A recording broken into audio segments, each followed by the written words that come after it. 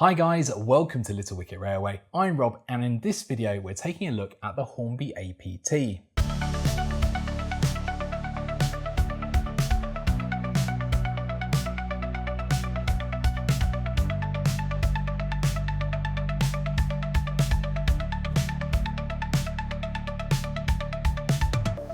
The Class 370, also known as APT-P, which stands for Advanced Passenger Train Prototype, first entered the Hornby range in 1981, not long after the full-size APT came into service, and it was in the catalogue as R794 until 1985. It was then reintroduced in 2020 with a complete retooling. Hornby offered a 5-car set reference R3873 and a 7-car set reference 3874. And these 2020 releases were generally well received, and they were much improved on the 1980s models, but they weren't perfect by any means, and customers who bought these versions were very quick to highlight areas where the model could be improved. Hornby received this feedback and acted upon it by re-releasing the APT train packs in 2023.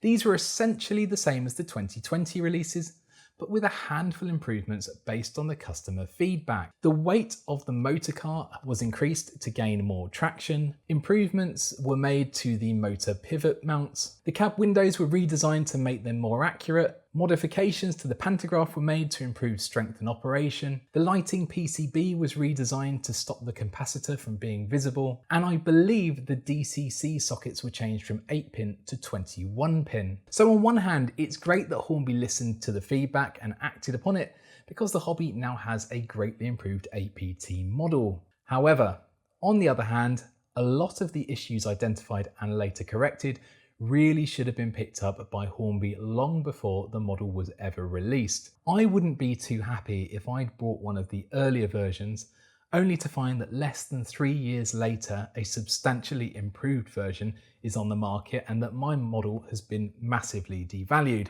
I think I'd feel like I'd been used as a bit of a guinea pig. Let me know your thoughts in the comments. Alongside the train packs, Hornby have also released a number of coach packs, which would allow you to make up longer trains. So now you're up to speed on all the various Hornby models. The specific pack we're going to be looking at in this video is the improved 5-car version released in 2023, reference R30104. The RRP of this set is over £520.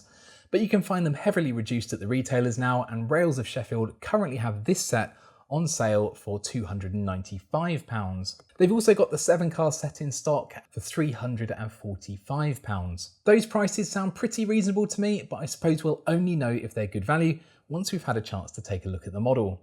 So I'm going to get this unpacked and take some photos, and whilst I'm doing that, here's some history on the APT-P. The Advanced Passenger Train, or APT, was a groundbreaking train developed by British Rail in the 1970s. The project aimed to address a key challenge: how to run trains faster on Britain's curvy Victorian-era rail network without extensive and expensive track modifications. The solution lay in the development of tilting technology, allowing trains to lean into curves, reducing passenger discomfort and allowing for higher speeds on existing tracks. The APT project began in the late 1960s, and by 1972 the first prototype, the experimental APT-E, was tested running on gas turbines. Its success led to the development of the electric-powered APT-P, which made its debut in 1979. The APT-P trains were equipped with electric traction motors and featured hydraulic tilting mechanisms. In December 1979, the APT famously reached a top speed of 162.2 miles per hour, setting a new British speed record for rail travel.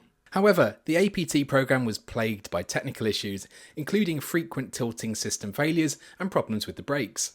Early public runs suffered from negative press as passengers experienced motion sickness due to the tilt, and breakdowns added to the train's troubled reputation, leading to the programme's early cancellation in 1982. Despite its short service life, the APT-P was a significant technological achievement, pioneering the tilting technology that would later be refined and successfully implemented in trains like the Italian Pendolino. The APT-P's legacy can be seen today in modern high-speed tilting trains around the world, even though the train itself is largely remembered as an ambitious project ahead of its time. Now back to the model.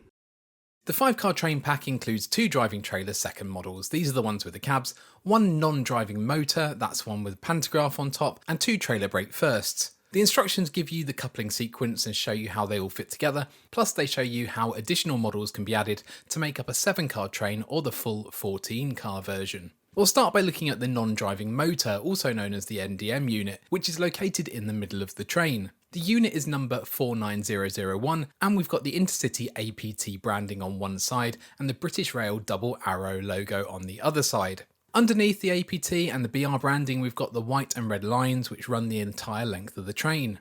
There's a few bits of printed information around the bogies, the railings either side of the door have been picked out, and there's a few areas of moulded detail. On top is where most of the action is, because this area contains the pantograph and all the overhead line equipment. There are quite a few separately fitted parts up here, along with some tiny glazed skylights for want of a better word, and this makes the whole area quite interesting to look at. I think Hornby have found a good compromise between detail and durability on these parts. They look fine enough to me, but feel robust enough so that they're not going to be easily damaged when handling. There's a grate in the middle which looks nice but doesn't appear to be fitted particularly well, as it's lifting slightly around the edges and there's some visible glue in places. It's nice to see some metal parts used on the pantograph which can be raised and positioned by hand. Both ends of the unit feature printed information, moulded detail and a glazed door. The couplings on this unit are magnetic, and I believe this was one of the upgrades from the earlier release which didn't have the magnets. The couplings aren't kinematic, so it'll be interesting to see how close the coaches get to each other, especially when going round corners. This is the coach that contains the motor, and it's a 5-pole motor with dual flywheels, and that powers all 4 sets of wheels. So unlike a lot of model trains where the motors are sat in the units with the cabs, in this case all the movement is driven from the centre of the train. The decoder socket for the motor is accessed by removing 2 screws that hold a panel in place on the underside of the model, and it's a 21-pin socket, and again this is another upgrade from the original version which had an 8-pin socket. I fitted a HM7000 with a Sugar Cube speaker. There is space for the speaker with a small enclosure in the decoder compartment itself, but I decided to fit a slightly larger enclosure in the body of the model, and I was also able to squeeze in a power pack stay alive unit. This will prevent the decoder from losing power on any dirty sections of track and stops the sound from cutting out or the decoder from losing the Bluetooth connection if that's the way it's being controlled. If you're going to remove the body, then you'll first need to unscrew the pantograph and then remove 2 screws that sit under the bogies. The plastic shell is then also held on with clips. Be extremely careful when unclipping these, as I found them to be very fragile. I didn't think I was being particularly heavy-handed, but still managed to snap a couple. We'll look at the trailer brake first coaches and the driving trailer second coaches together, since they operate in pairs and share a single central bogie. The 5-car train pack comes with TBFs numbered 48601 and 48602. and DTS is numbered 48101 and 48102.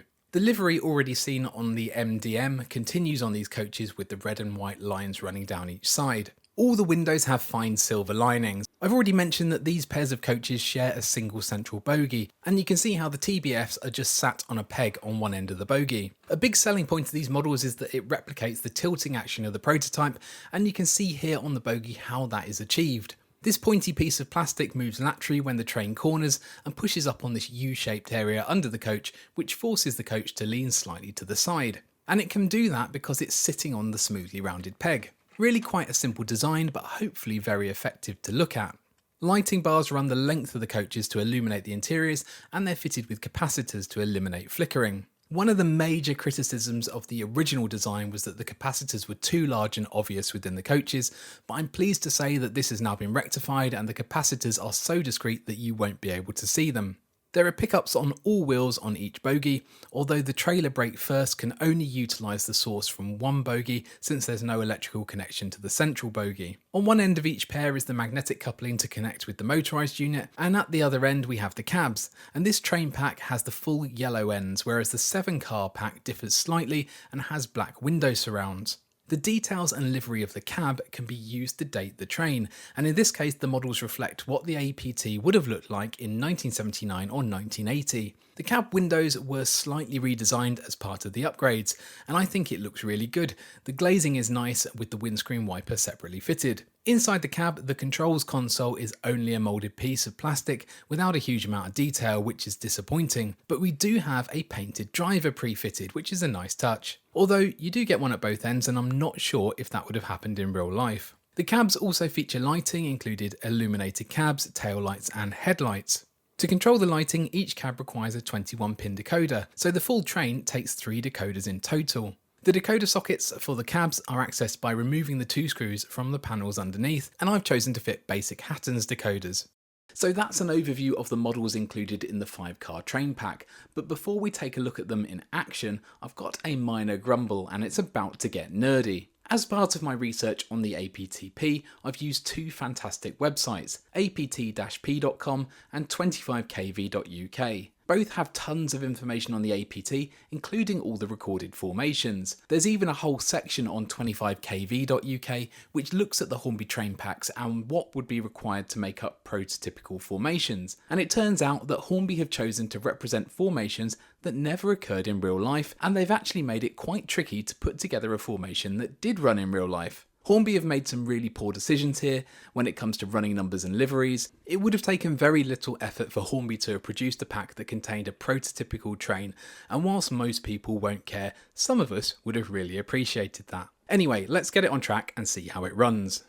Here we are on the track, and unfortunately the Class 370 sound profile isn't available yet, so I've installed a Class 73 for the time being.